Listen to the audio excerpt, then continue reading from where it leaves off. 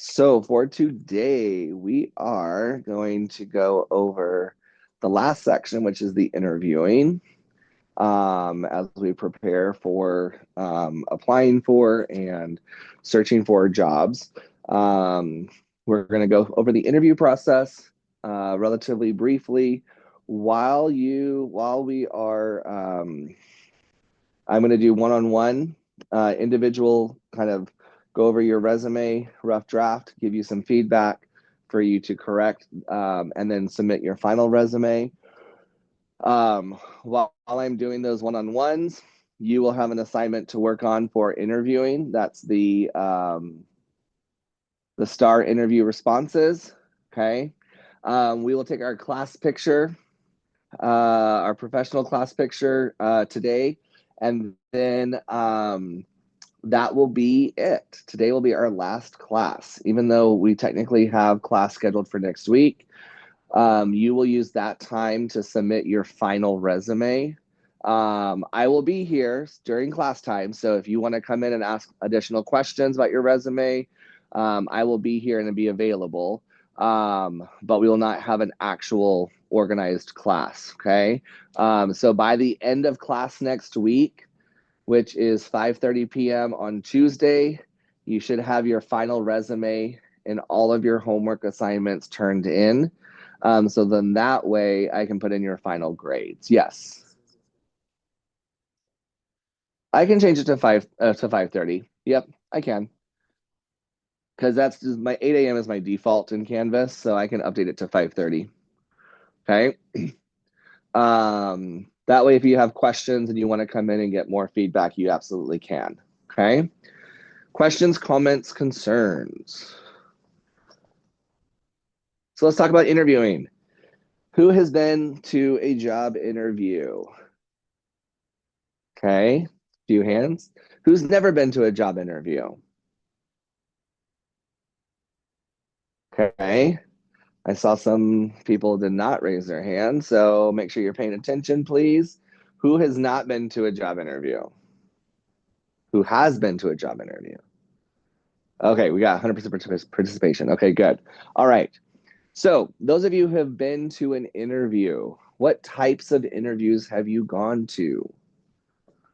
What was the format of your interview? Was it one-on-one with somebody?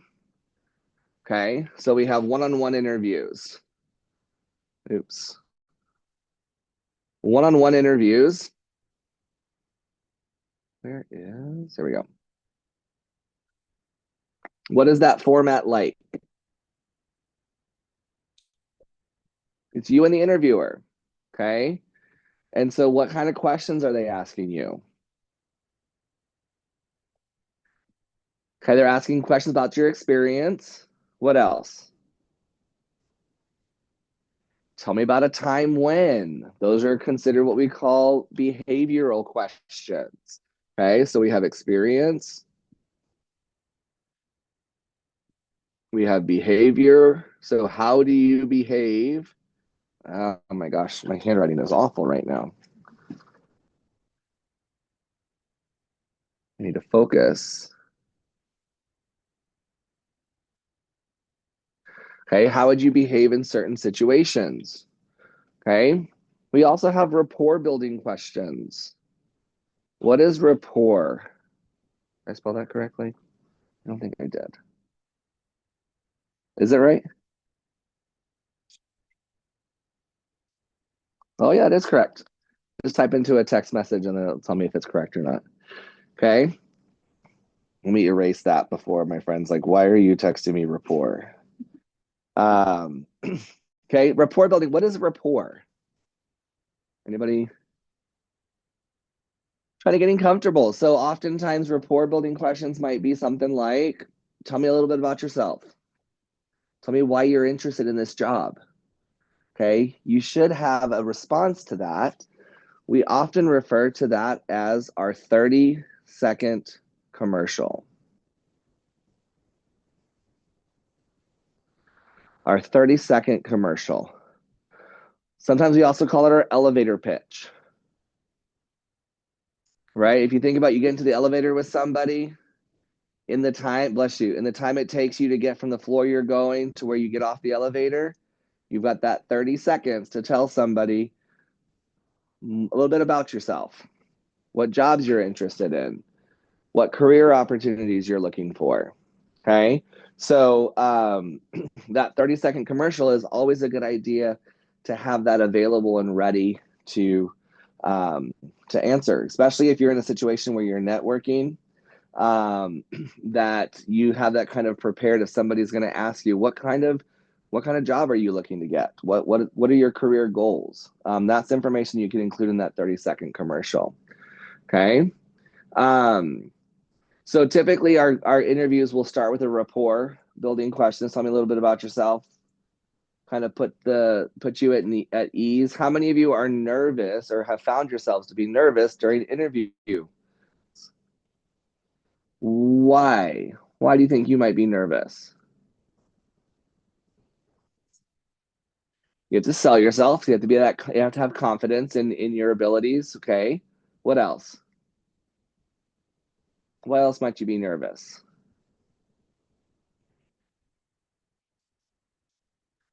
Yeah, you may not have the actual answer to a question that they are asking. What do you do in that situation? What's that? Improvise? You could. You could improvise, but you don't want to improvise so much that you oversell yourself, because if you do and you end up getting the job and you've improvised, they're going to expect for you to know that information. So you still have to represent yourself in an accurate way. If you don't know the answer to a question, be honest. I haven't experienced that yet. So I don't have a response for that. But I'm a really quick learner, and I pick up really quickly on things, and hopefully by the end of training I will have an answer for that, and I'll have that experience during the training so that I can develop more as a professional and be able to have that experience, and learn from it as I go throughout the job. Okay, be honest.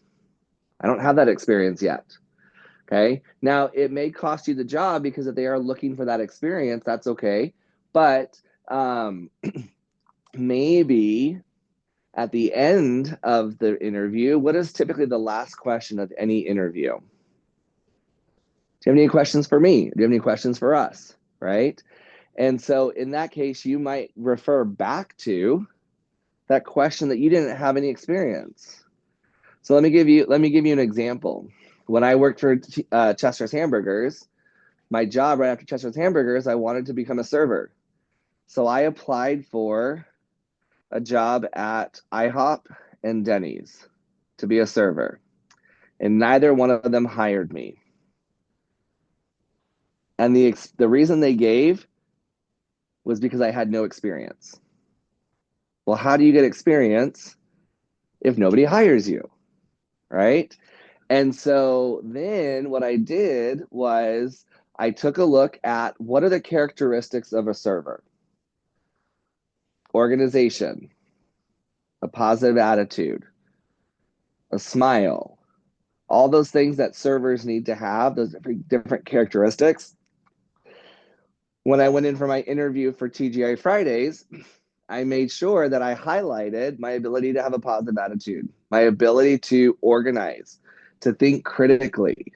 Um, and so as a result, I actually then got the interview and got the job at TGI Fridays. So sometimes we take what we learn from an interview situation, what did we maybe do wrong, and maybe we can change that and apply it to the next time. The one thing that I think is important that most everybody needs to know when we're talking about interviewing is you are interviewing the company just as much as they are interviewing you. Okay? You are interviewing the company just as much as they are interviewing you. What do I mean by that?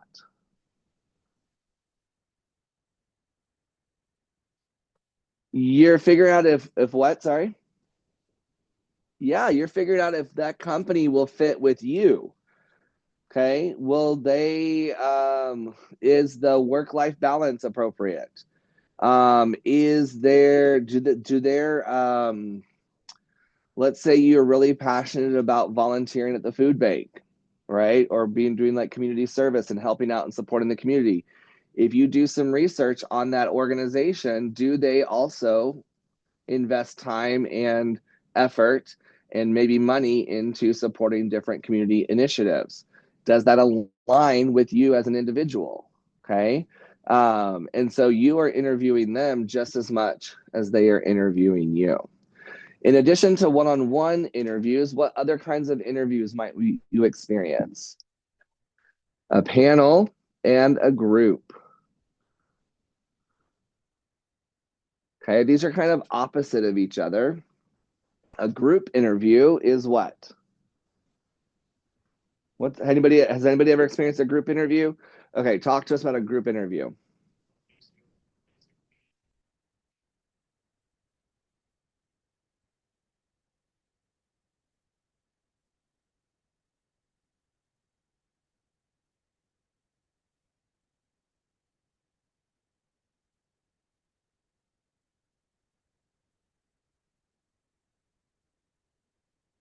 Yeah, absolutely.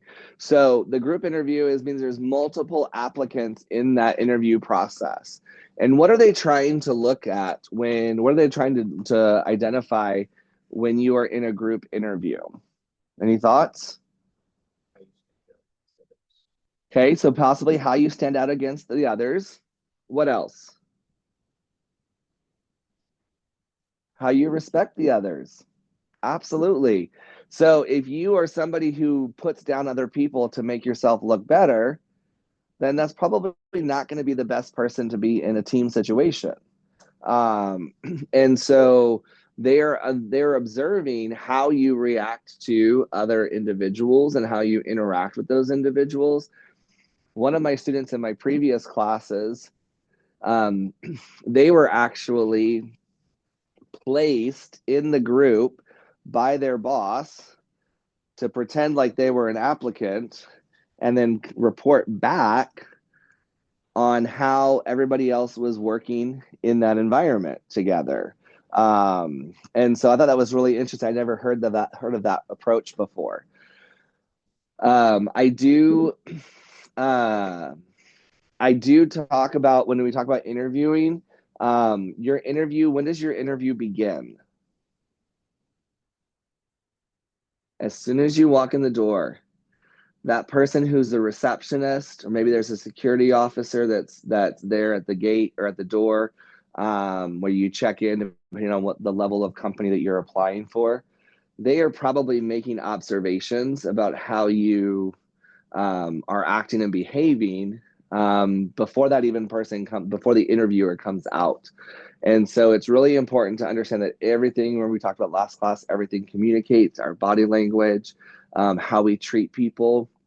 There was an article that I read once about how a CEO always people that he kind of considers to be the last round of interviews to make the final round of interviews. He typically will take them to lunch. There will be some kind of meal service during that interview. And what do you think the purpose of that meal is?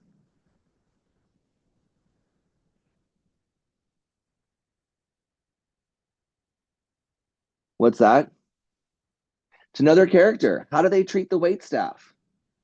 Do they know proper etiquette? Because if you're going to go out and you're going to be selling and you're going to be working as a representative for my company, I need to know that you are representing my company in the same way that I would represent it if I was out working, if I was out doing a lunch meeting or a dinner meeting and things like that. So knowing proper etiquette, treating the wait staff with respect, that also plays a huge role in, more so actually for this CEO, more so than the way that somebody answers the questions, to the interview questions. I thought that was really interesting.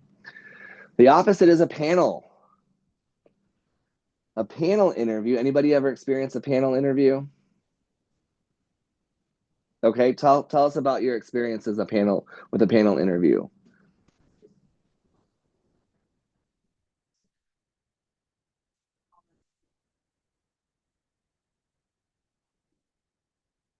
Okay, excellent. Anything to add to that?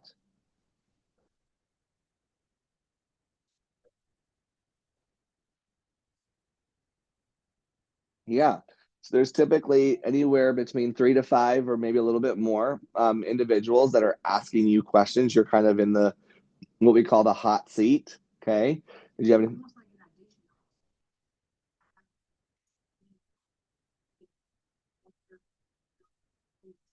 Yeah, absolutely. Anything to add?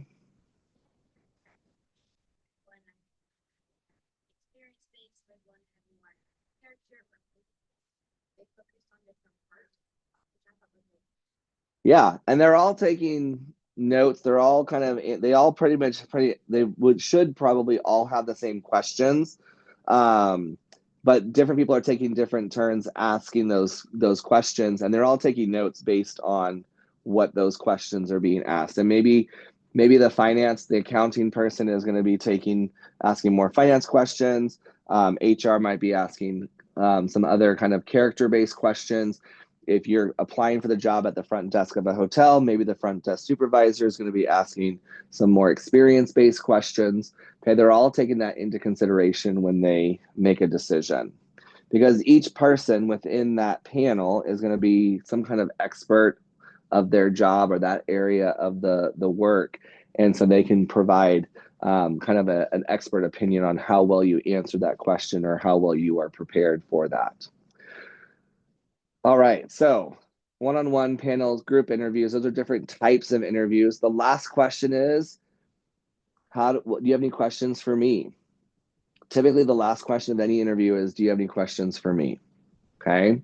What are some types of questions that you might ask?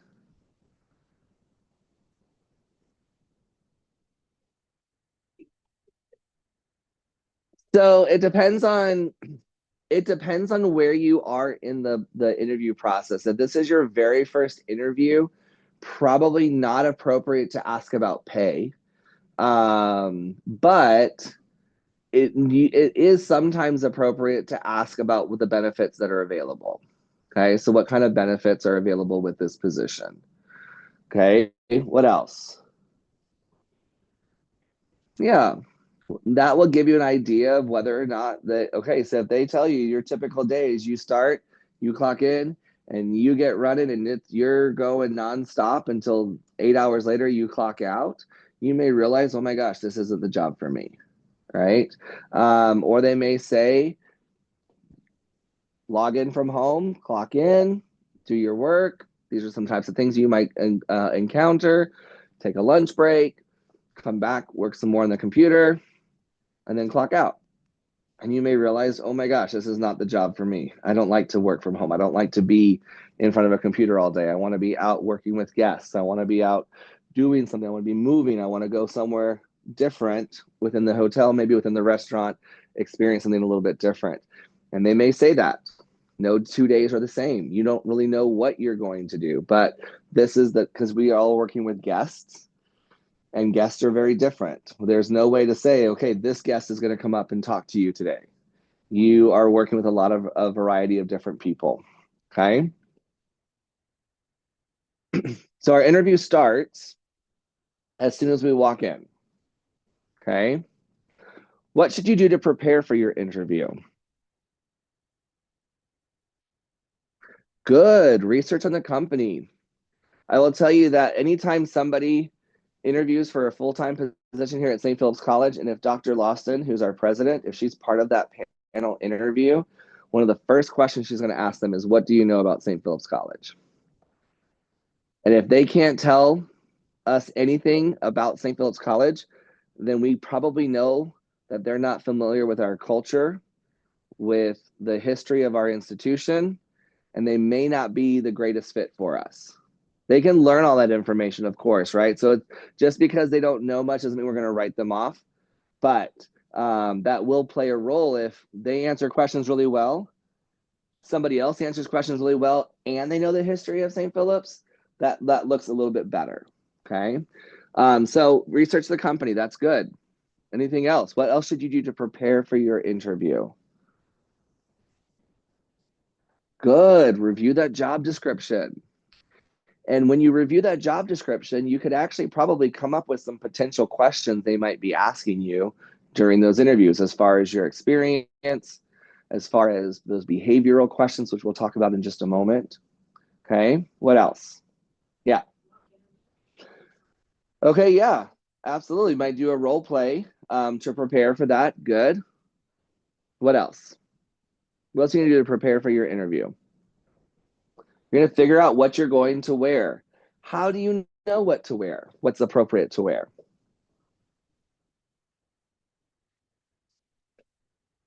Okay. Doing your research on what? On where you're interviewing. Yeah. General rule of thumb is that you always want to dress one level above the position that you're applying for. Okay. So if you're applying for a team member at Whataburger and their uniform is black pants and a polo shirt, then it may be appropriate to wear pants and a polo shirt, because that's at least the minimum level of the position you're applying for. Okay. But do you need to go in a three-piece suit? Probably not. I mean, it doesn't mean you can't. That may show that you had that really great attention to detail and you are really ready to go and be a professional. That's totally fine. Okay. But it doesn't necessarily mean that that you want to go in wearing, just because you're going for a position front desk or like a team member at Whataburger, you're not going to show up in jeans and a t-shirt, because that's not going to communicate really well to that person. Okay. So you want to figure out what you're going to wear. If you're applying for a chef uniform or a chef job, might you wear a chef uniform to that job interview? If you have one, if you have your St. Philip's College uniform, it would be appropriate to wear that to a job interview. Okay. They may say, you know what, you're already in a chef uniform. Let's put you in the kitchen and let's see how well you do. Let's give you an opportunity to do that. So you never know what that position would be like, what that interview would be like. Okay. So we'll figure out what we're going to wear. What else are we going to do to prepare for our interview?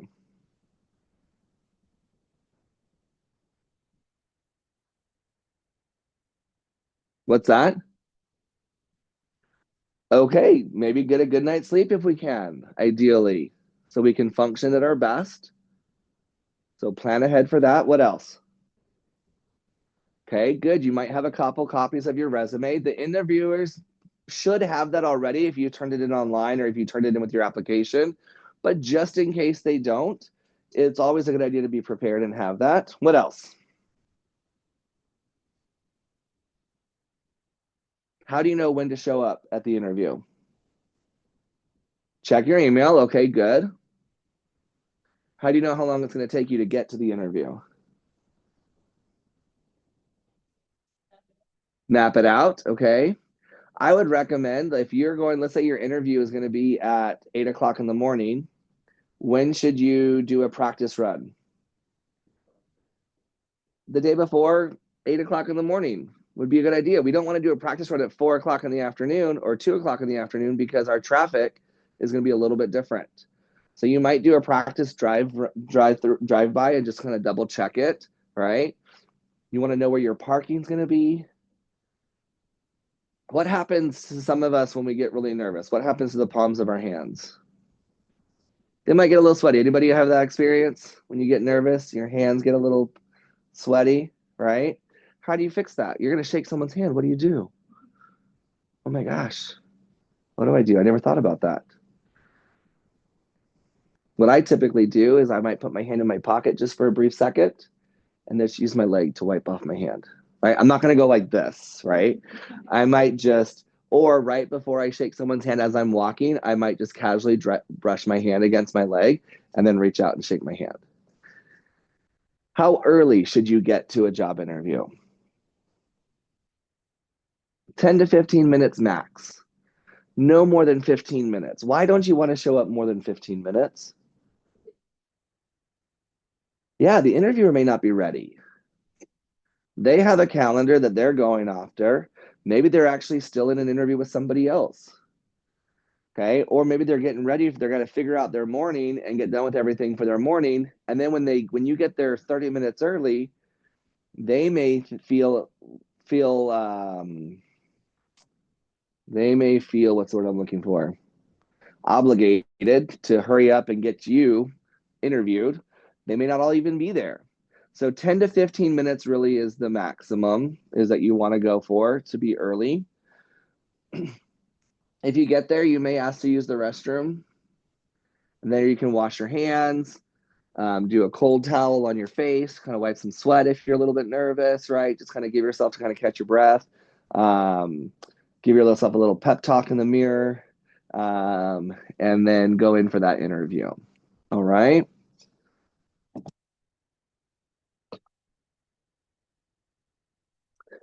Those behavioral questions that we mentioned just a few moments ago.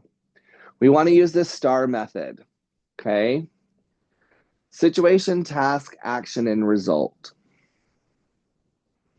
We want to use this STAR method when we're answering questions. Which one of these, STAR, do you think people leave off the most? What do y'all think? 1, 2, 3, or 4? STA or R? Show me with your fingers so I know everyone's paying attention. Which one do you think people leave off the most?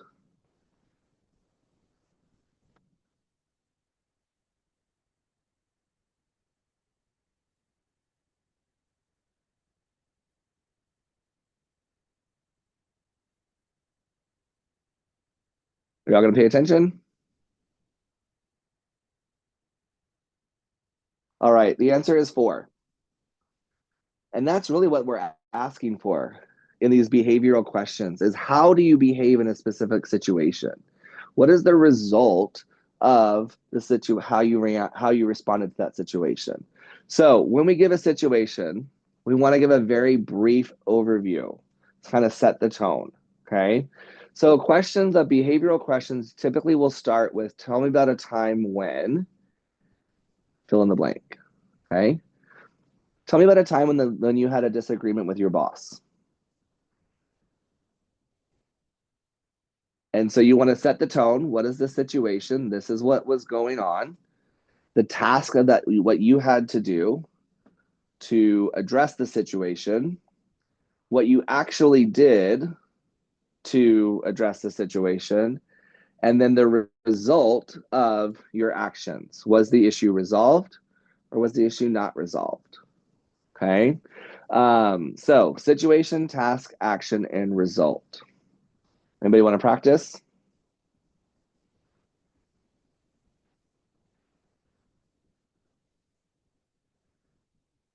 Anybody? Nobody? All right. Tell me about a time that you were most proud on your job.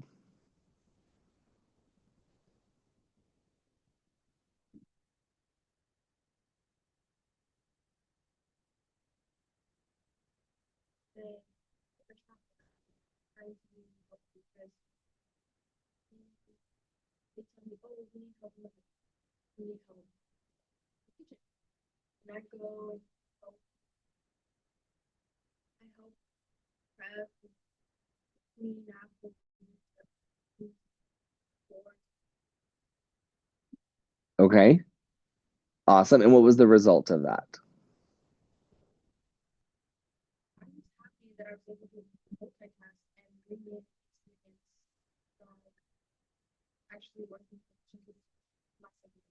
Okay.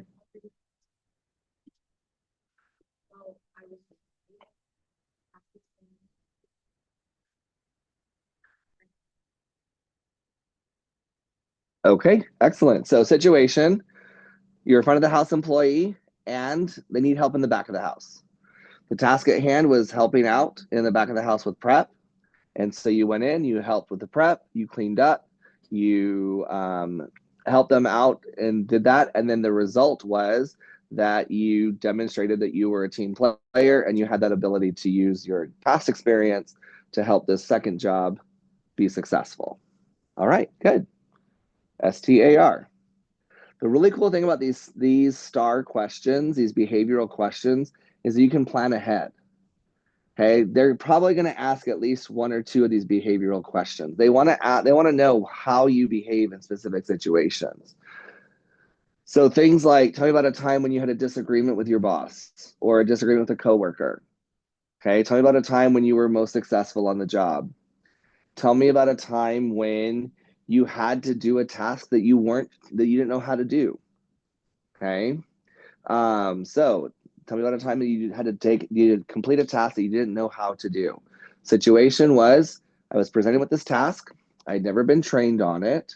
And so my task was to complete this new thing. The action I took was I asked questions because I didn't know, I had never been trained. So I went to find the people that I needed to ask questions about. And the result was I was able to accomplish the task. Okay, STAR. Did it take me 10 minutes to answer that question? No, they can be relatively short, direct to the point responses. And so you can prepare for those a little bit. And so before I talk about this, I want to show you in Canvas what I would like you to work on.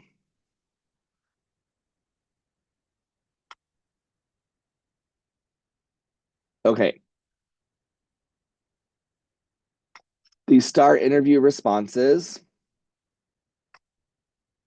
Here is a document here.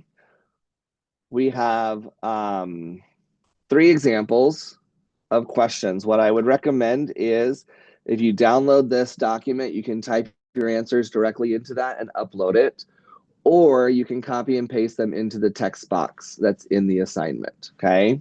But tell me about a time you disagree with your manager, you experienced a challenge on the job, and your proudest accomplishment on the job. And then you'll be able to go through each one, the situation, the task, the action, and the result.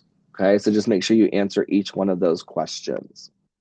The other thing I would like for you to do while we are waiting is the student survey right here. Okay. So my students in my previous class mentioned that they had to go through their email to get the link. So if you go to your student email and look for the actual link here, it should take you to the survey. Okay. That's good information to know that the link in Canvas is not working, but yeah, let me pause the recording for a moment.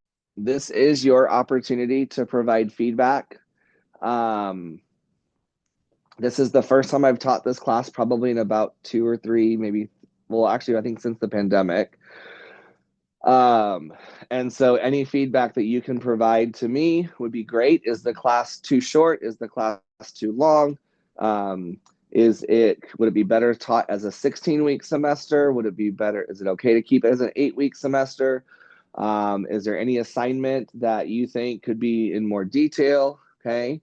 You can't just tell me that this class sucks. Okay. You have to tell me why the class sucks, but then you also have to give me some recommendations about what would you do to improve it. Okay. That is called constructive criticism. As a manager in the industry, in your careers, you're going to have the opportunity to give people constructive criticism. Okay. This is a great time to practice that. I will tell you that I don't see these responses until after the semester is over, but I do read all of the responses, and they are anonymous, but I do use them to develop other assignments and things like that in the future to help kind of refine those. So please take this survey. If you have not already, please take the time to do that. And then at this time, I'm going to go ahead and stop the recording. If there's no other questions. Any other questions about interviewing? Oh, there was one more thing I wanted to cover real quick, since this is our last class. So I saw this back in 2020. This was a LinkedIn post, okay? So this lady, she is basically a consultant. What her job is people will hire her to review their resume, and then she will go through and actually make recommendations and help them with the job search. Okay. So she was contacted, and this person that contacted her only had $3.72 in their checking account. Okay. Well, this lady, her job as a consultant, her fee is probably higher than $3.72. But what she did is she took a few minutes to offer some advice. Okay. Um, Looked over the information. 2 days later, this person calls back and says, okay, I'm ready to work with you. And the woman said, well, what has changed in 2 days? Because 2 days ago, you didn't have enough money to pay the fee. Well, it turns out that her dad is a hedge fund manager with a ton of money. And then after she told him that this consultant offered 15 minutes of her time, he decided that he was going to go ahead and pay for the consulting fee to help his daughter get that job that she was looking for. In addition to that, he had over 100 clients that over a period of time was sent to this consultant. So I like this story because we are in the business of people. Okay. We are in hospitality. We are a unique industry. Not only are we a unique industry in general, but we are in San Antonio. And San Antonio is a unique industry in hospitality. And you never know when you might have an opportunity to help somebody. And we don't help people because we expect something in return. We help people because we might get something else in return. We don't know what that is. It could be 5, 10, 15 years on the road. Oh my gosh, David, I remember you helped me out with this.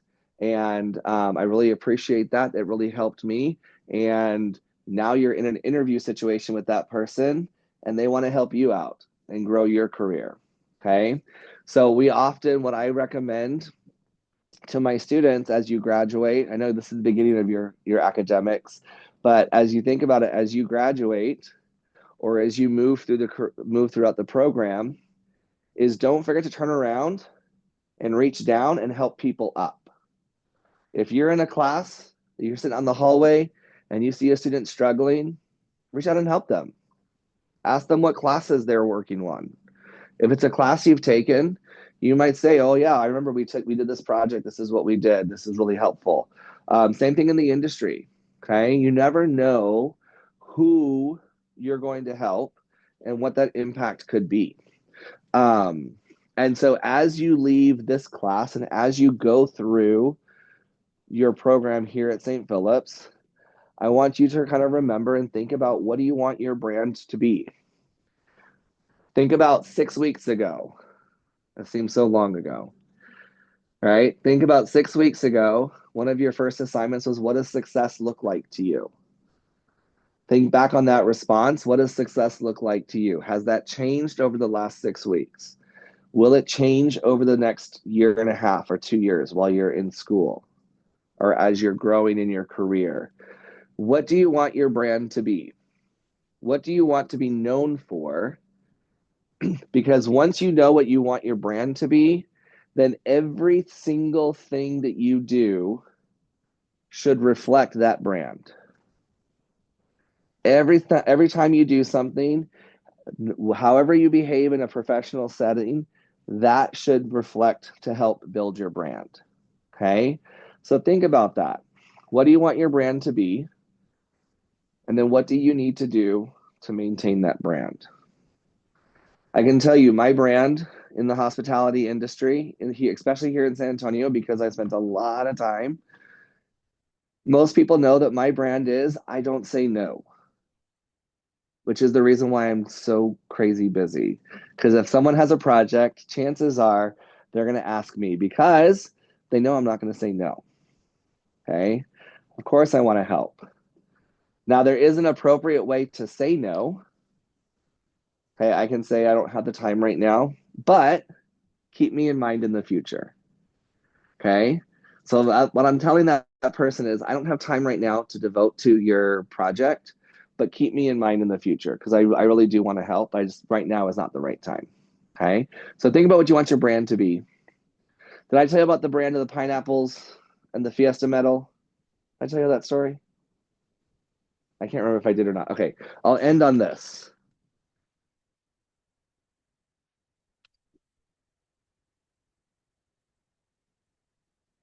All right. So what does pineapples around the license plate and 26.2 have in common? They're both what? They are both decals. Yep. Okay. The answer is me. So pineapple is the international symbol for hospitality. So in 2017, this was my Fiesta medal that I had created to celebrate the International CTA of the Year. And of course, back then I used to wear bow ties a lot. So Fiesta medal was the pineapple with a bow tie. Okay. 26.2, what is that? 26.2 miles. What number does that represent? Anybody know? 26.2 miles is the distance of a full marathon. Okay. So in 2018, my friend Shanna, right there in the middle, she and I ran the San Antonio Rock and Roll full marathon together. Okay. Um, we were having happy hour one day. She was working on her doctorate degree. I was in grad school. I worked on my master's degree. So we were nerding out over research, and I had just gotten my new 2018 Fiesta medal. And I said, "Do you want to see a picture of my new medal? It celebrates my new car." And her question was, "Is your new car silver?" And I was like, "Yeah, that's weird. How did you know that my new car was silver?" And she said, "When I walked in, I saw pineapples and I saw 26.2. And I thought, I wonder if David got a new car." That's what branding is. When people can take two things that are seemingly unassociated and think about you as an individual, that's what branding is. And that's the power of branding. And so that's why I encourage you to think about what you are going to be, what your brand is going to be. Are you going to be the most amazing chef? Are you going to be well known for different fusions? Are you going to be known for the most amazing baking? Are you going to do some home cooked recipes? Are you going to be the most outgoing, friendly customer service agent? What is your brand going to be? And what do you need to do to work towards that brand, to develop it? Okay. And that's all I have. CTA is a program that's called Certified Tourism Ambassadors. So it's a program that the city of San Antonio used to buy into. They no longer do. But Certified Tourism Ambassadors was a certification that we would take. And that